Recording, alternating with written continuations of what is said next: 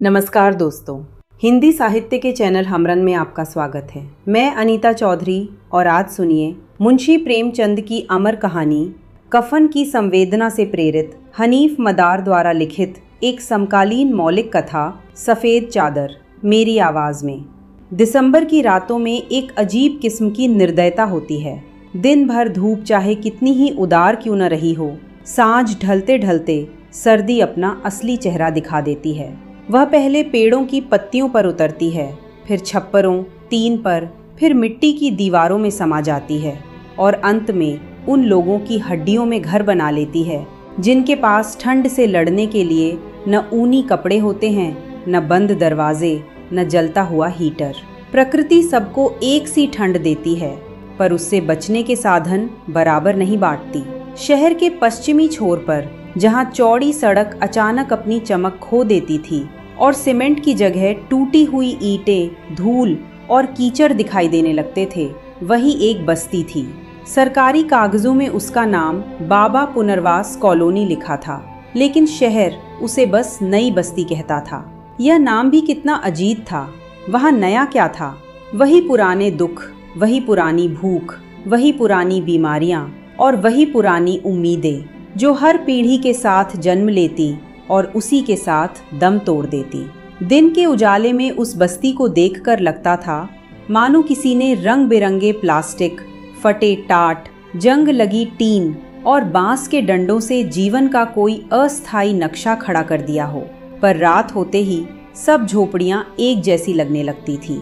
अंधेरा अमीर गरीब का भेद नहीं करता, वह सबको एक ही रंग में रंग देता है। फर्क सिर्फ इतना रहता है कि किसी घर की खिड़की से पीली रोशनी बाहर छलकती है और किसी झोपड़ी में अंधेरा ही चूल्हे की तरह जलता रहता है।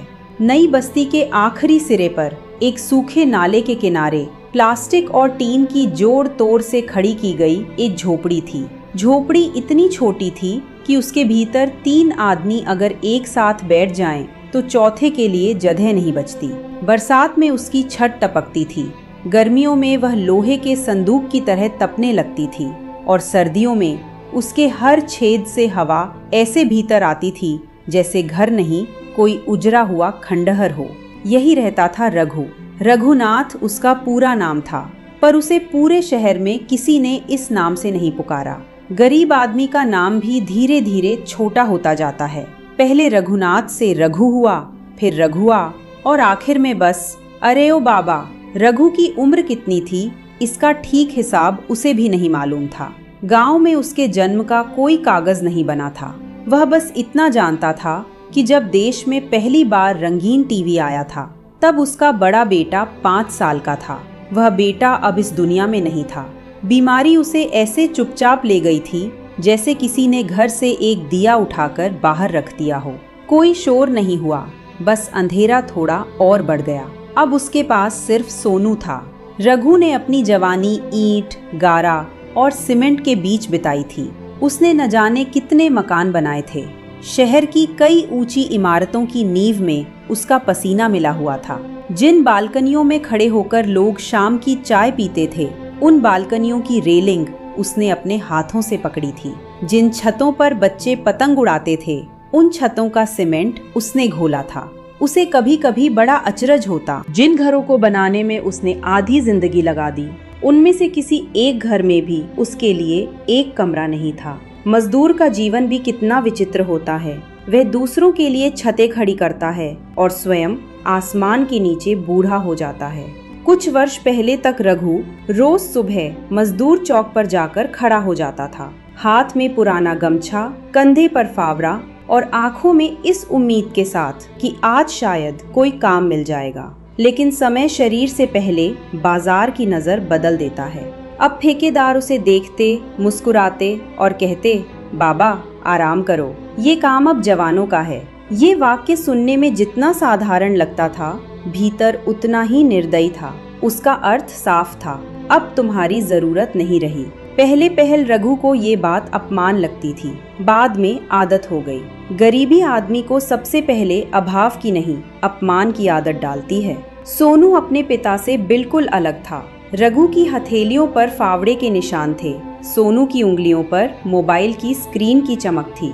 वह पढ़ा लिखा तो नहीं था, लेकिन इतना जरूर जानता था कि दुनिया बदल गई है। गांव से शहर आने वाले लड़के अब सिर पर बोझ नहीं उठाते, मोबाइल पर ऐप डाउनलोड करते हैं। वह भी कभी डिलीवरी बॉय बनता, कभी गोदाम में माल चढ़ाता, कभी ई रिक्शा चलाता।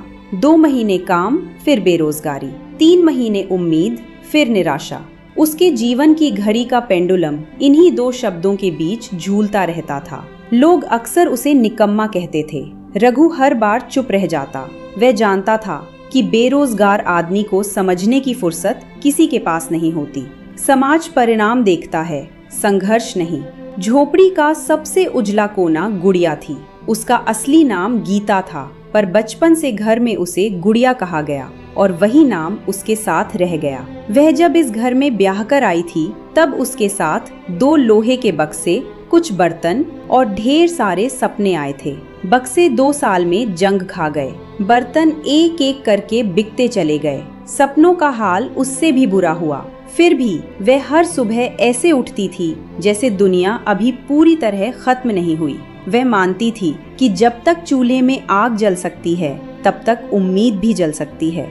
उसकी गोद भारी थी। 8वां महीना चल रहा था। चलते समय वह दीवार का सहारा लेती, फिर भी मुस्कुराकर कहती, बाबा, बच्चा बहुत शरारती है, पेट में ही लाते मारता रहता है। रघु उस मुस्कान को देखता और चुप हो जाता। उसे मालूम था कि गरीब घरों में आने वाला हर बच्चा माँ के पेट से पहले कर्ज की गोद में जन्म लेता है, लेकिन वह ये बात गुड़िया से कभी नहीं कहता। कुछ भ्रम टूट जाएं तो जीवन और कठिन हो जाता है। उस शाम भी सूरज धुंध में डूब गया था। बस्ती के ऊपर धुएं की एक हल्की परत तैर रही थी।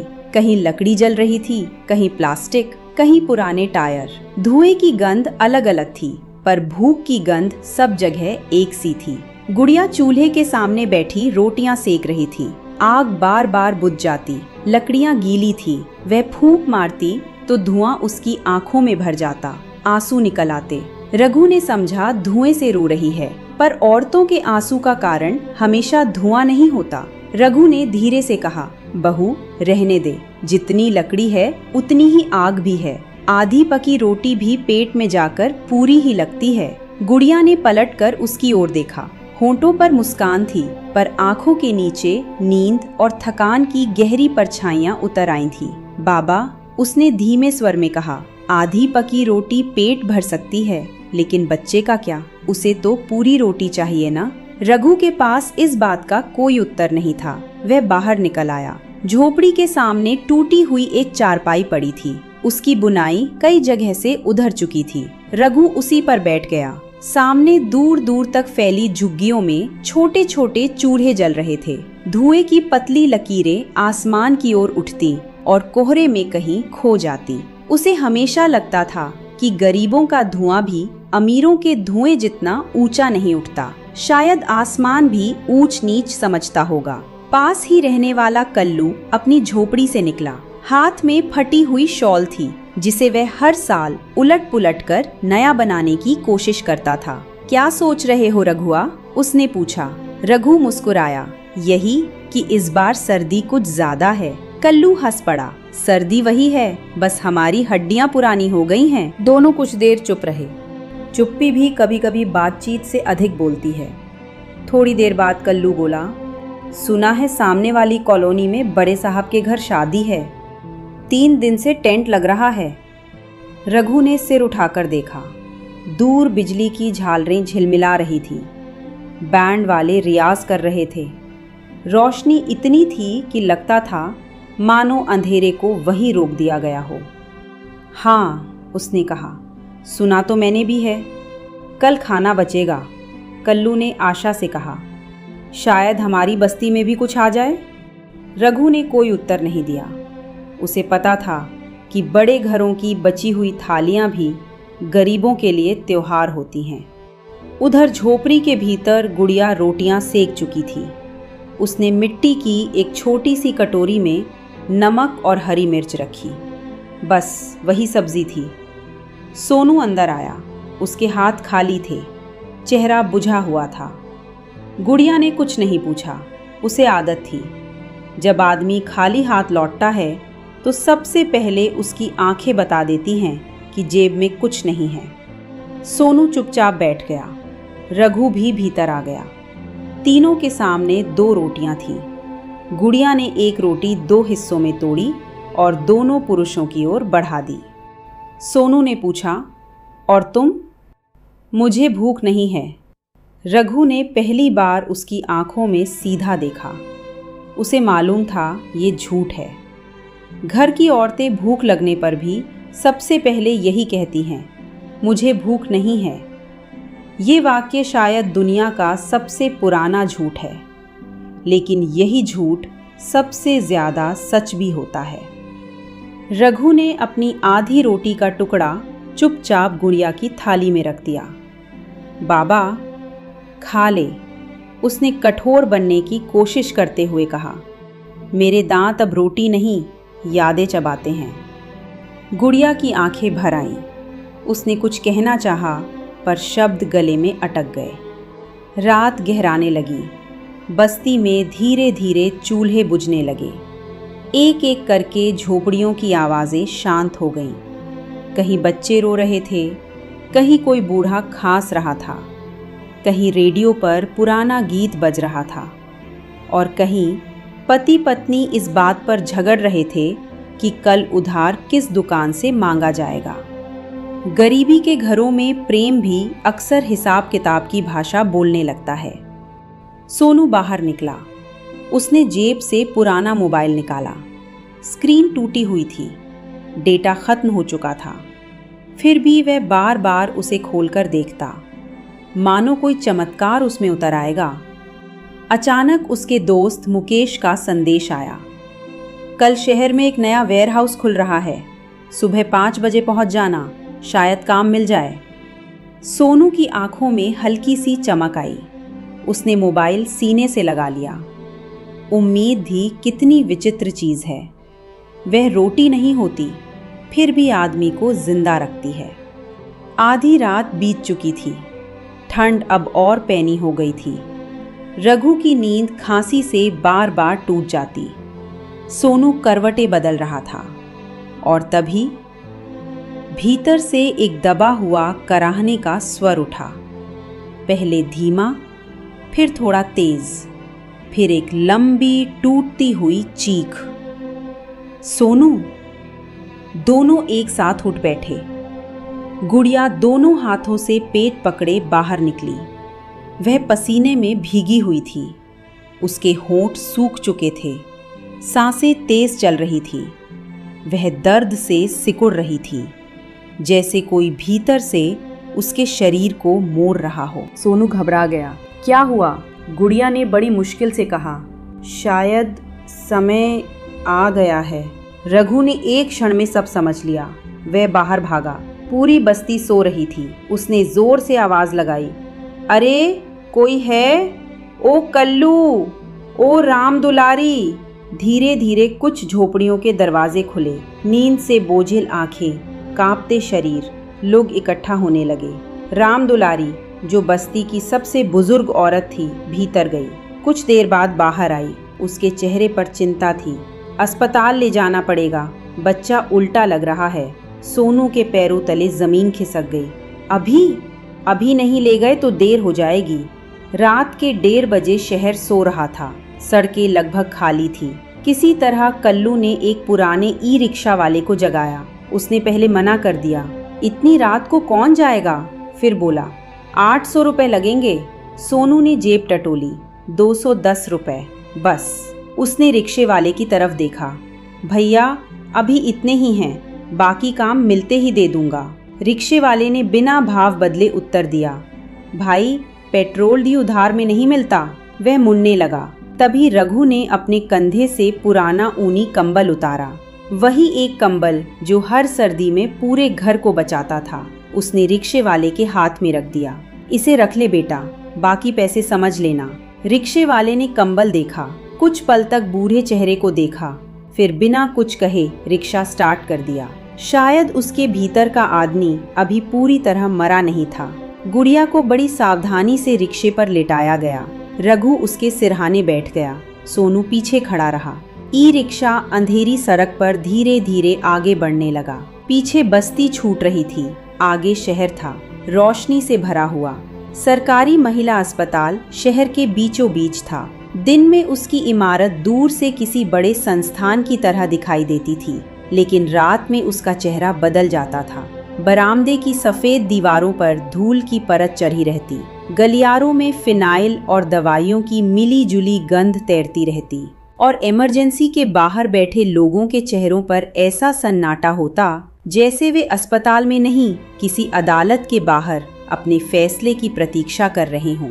ई रिक्शा अस्पताल के फाटक पर रुका। गुड़िया अब पहले से अधिक तड़प रही थी। उसकी कराहें सुनकर भी चौकीदार की आंखों में कोई हलचल नहीं हुई। उसने उनीदी आवाज में पूछा, कहाँ से आए हो? नई बस्ती से, सोनू लगभग हाफते हुए बोला। बीवी को दर्द उठ रहा है। चौकीदार ने बिना उनकी ओर देखे रजिस्टर आगे बढ़ा दिया। नाम लिखो। सोनू के हाथ कांप रहे थे। उसे लगा इस समय नाम नहीं, इलाज जरूरी है, लेकिन अस्पतालों में बीमारी से पहले कागज का इलाज होता है। किसी तरह औपचारिकताएं पूरी हुईं। 2 वार्ड बॉय स्ट्रेचर लेकर आए। गुड़िया को भीतर ले जाया गया। रघु और सोनू दरवाजे के बाहर खड़े रह गए। एक लंबा गलियारा उनके सामने पसरा था। उस गलियारे में न जाने कितनी उम्मीदें रोज आती होंगी और कितनी निराश होकर लौट जाती होंगी। दीवार पर बड़े अक्षरों में लिखा था, स्वास्थ्य सेवा आपका अधिकार है। रघु उस वाक्य को देर तक पढ़ता रहा। उसे पढ़ना ठीक से नहीं आता था, लेकिन इतना समझ गया कि अधिकार लिखा है। उसने मन ही मन सोचा, अधिकार भी शायद उन्हीं के होते होंगे जिनके पास उन्हें लेने की ताकत हो। कुछ ही देर में एक युवा डॉक्टर बाहर आई। उसकी आंखों में पूरी रात जागने की थकान थी। उसने फाइल देखते हुए पूछा, कौन है मरीज के साथ? हम।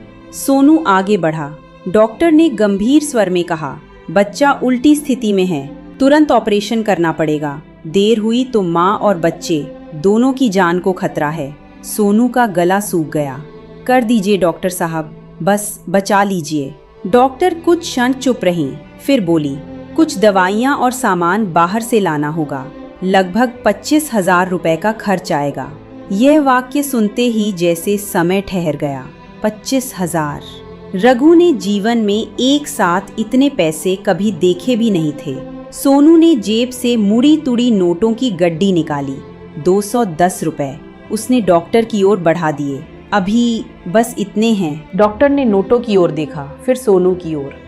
उसकी आंखों में कठोरता नहीं थी, विवशता थी। बोली, मैं समझती हूँ, तुम कोशिश करो पैसा लाने की, मैं कुछ देखती हूँ, लेकिन बिना दवाइयों के ऑपरेशन संभव नहीं है। आप कोशिश कीजिए, जल्दी। डॉक्टर चली गई। गलियारे में फिर वही सन्नाटा लौट आया। सोनू दीवार से टिककर बैठ गया। उसे लगा जैसे किसी ने उसके सीने पर पत्थर रख दिया हो। रघु कुछ देर तक खड़ा रहा, फिर धीरे से बोला, चल बेटा। कहाँ? पैसे मांगने। रात के 2:30 बज चुके थे। शहर सो रहा था, लेकिन गरीबी की रातें कभी नहीं सोती। रघु और सोनू अस्पताल से बाहर निकले। पहले उन्होंने पास की दवा दुकान वाले से हाथ जोड़कर कहा, भाई सुबह तक उधार दे दो, मजदूरी करके चुका देंगे। दुकानदार ने बिना सिर उठाए उत्तर दिया, उधार बंद है। दूसरी दुकान, तीसरी दुकान, चौथी, हर जगह एक ही जवाब। कहीं शब्द बदल जाते, अर्थ नहीं। रघु ने पहली बार महसूस किया कि शहर में सबसे महंगी चीज़ दवा नहीं, भरोसा है। दोनों थककर अस्पताल के बाहर फुटपाथ पर बैठ गए। रघु ने आसमान की ओर देखा। कोहरा इतना घना था कि तारे दिखाई नहीं दे रहे थे। उसने बुदबुदाकर कहा, भगवान भी शायद आज सो गया है। तभी सामने से कैमरा लिए एक युवक आया। उसके साथ 2 और लड़के थे, हाथ में बड़ी सी लाइट, गले में कैमरा। युवक ने सोनू को देखा। उसकी सूजी हुई आंखें, फटी जैकेट और कांपते हाथ शायद किसी कहानी की तरह दिखाई दिए। वह पास आया। क्या हुआ भाई? सोनू पहले चुप रहा, फिर न जाने क्यों सब कुछ बता दिया। गुड़िया, ऑपरेशन, 25,000, 210 रुपए। सब। युवक कुछ क्षण तक सुनता रहा, फिर उसने अपने साथी से कहा, कैमरा ऑन करो। सोनू ने चौंक कर पूछा, क्या कर रहे हैं? युवक बोला, मैं सोशल मीडिया पर लोगों की मदद करवाता हूँ। अगर किस्मत अच्छी रही तो सुबह होने से पहले पैसे जुट जाएंगे। रघु कुछ समझ नहीं पाया।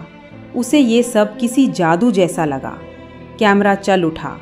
तेज रोशनी सीधे सोनू के चेहरे पर पड़ी। युवक ने धीमे स्वर में कहा, रोना मत, लेकिन सच सच बोलना। सोनू ने पहली बार कैमरे की ओर देखा। उसे लगा जैसे वह किसी आदमी से नहीं, पूरे समाज की आंखों में देख रहा हो। उसने कांपती आवाज में कहा, मेरी पत्नी अंदर है। डॉक्टर कह रहे हैं कि ऑपरेशन नहीं हुआ तो।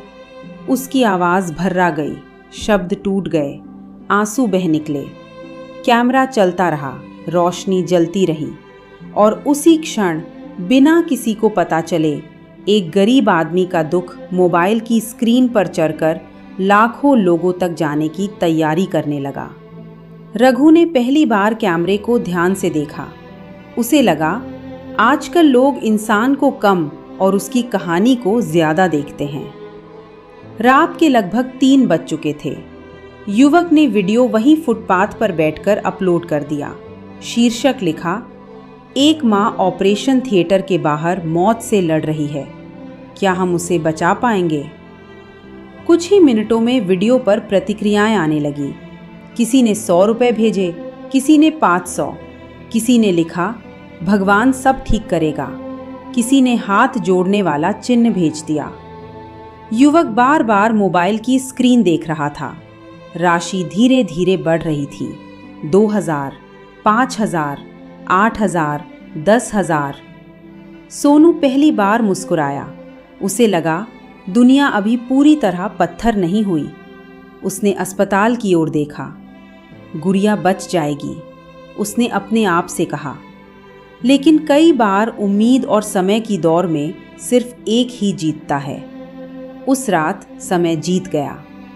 सुबह के 5 बजे ऑपरेशन थिएटर का दरवाज़ा खुला। डॉक्टर बाहर आई। रघु और सोनू एक साथ उठ खड़े हुए। उनकी आंखों में पूरी रात की जागी हुई प्रार्थनाएं थीं। डॉक्टर कुछ क्षण चुप रहीं, फिर धीमे स्वर में बोली, हमें अफसोस है, बस इतना ही। बाकी शब्द सुनने की शक्ति दोनों में नहीं बची थी।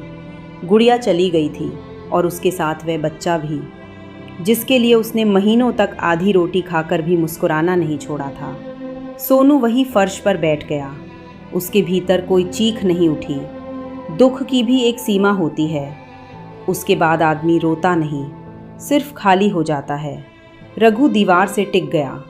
उसे लगा जैसे उसकी उम्र अचानक 20 साल और बढ़ गई हो। उसी समय वह युवक दौड़ता हुआ आया। उसके चेहरे पर खुशी थी। भाई, हो गया क्या? लोगों ने मदद कर दी। उसने मोबाइल आगे बढ़ाया। स्क्रीन पर लिखा था 15,480 रुपये। युवक खुशी से लगभग चिल्ला पड़ा, देखो लोग कितने अच्छे हैं। सोनू ने स्क्रीन देखी, फिर ऑपरेशन थिएटर का बंद दरवाज़ा, और फिर धीरे से बोला, हाँ, लोग बहुत अच्छे हैं।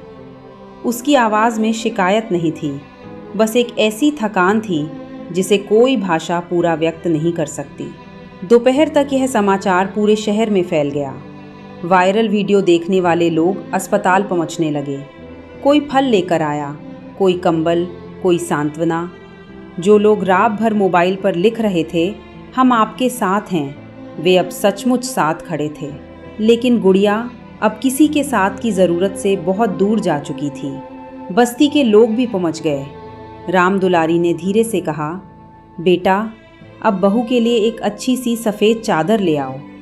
कल्लू बोला, अब पैसे की चिंता मत करना, भगवान ने इतना भेज दिया है। रघु चुप था, उसकी नज़र बेटे पर थी।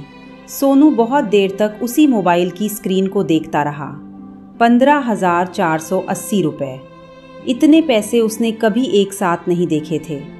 लेकिन यह रकम उसकी पत्नी की सांसों से सिर्फ कुछ घंटे देर से पहुंची थी। वह उठ खड़ा हुआ। बिना कुछ कहे अस्पताल के बरामदे की ओर चल दिया। रघु उसके पीछे पीछे हो लिया। बरामदे के दूसरे छोर पर एक और परिवार बैठा था। एक मजदूर अपनी 7-8 साल की बेटी को गोद में लिए रो रहा था। बच्ची के होंठ नीले पड़ चुके थे। माँ बार बार डॉक्टरों के आगे हाथ जोड़ रही थी। डॉक्टर साहब, ऑपरेशन कर दीजिए। डॉक्टर का उत्तर वही था, पहले जमा कराइए। रकम इस बार 16,000 रुपये थी। रघु कुछ पल उन्हें देखता रहा। उसे अचानक अपनी ही रात दिखाई देने लगी। बस चेहरे बदल गए थे, दुख नहीं। सोनू कैश काउंटर तक गया, मोबाइल आगे बढ़ाया। इनके इलाज के पैसे जमा कर दीजिए। क्लर्क ने पूछा, आप रिश्तेदार हैं? सोनू ने सिर हिलाया, नहीं। फिर? सोनू ने बहुत शांत स्वर में कहा, रिश्ता अभी बना है। रघु स्तब्ध रह गया। सोनू? उसकी आवाज़ कांप रही थी। बहू? सोनू ने पिता की ओर देखा। उसकी आंखें लाल थीं, पर उनमें आंसू नहीं थे। बाबा, गुड़िया को अब सफ़ेद चादर से गर्मी नहीं मिलेगी, लेकिन अगर ये बच्ची बच गई तो शायद किसी माँ की गोद खाली होने से बच जाएगी। रघु कुछ बोल नहीं पाया। उसने बेटे को पहली बार एक बच्चे की तरह नहीं, एक आदमी की तरह देखा। शाम तक बस्ती में खबर फैल चुकी थी। कुछ लोगों ने सोनू को पागल कहा, कुछ ने मूर्ख, कुछ ने कहा बीवी की लाश पड़ी है और इसे दान सूझ रहा है। लेकिन कुछ लोग चुप रहे, क्योंकि हर निर्णय का न्याय शब्दों से नहीं किया जा सकता। गुड़िया के अंतिम संस्कार के समय उसके ऊपर एक साधारण सी सफ़ेद सूती चादर डाली गई। वह नई नहीं थी, अस्पताल के समाज सेवी विभाग ने दी थी। राम दुलारी ने धीरे से पूछा, बेटा, बुरा तो नहीं लगा? सोनू ने चादर को देखा, फिर आसमान की ओर देखा और बोला, जिस औरत ने जीते जी कभी नई साड़ी नहीं मांगी, वह मरने के बाद नई चादर भी नहीं मांगेगी। बाहर ठंडी हवा चल रही थी। शाम होते होते कोहरा फिर उतर आया था। धन्यवाद दोस्तों। यदि यह कहानी आपकी संवेदनाओं को भी छू गई हो तो कृपया इसे शेयर और चैनल को सब्सक्राइब ज़रूर करें।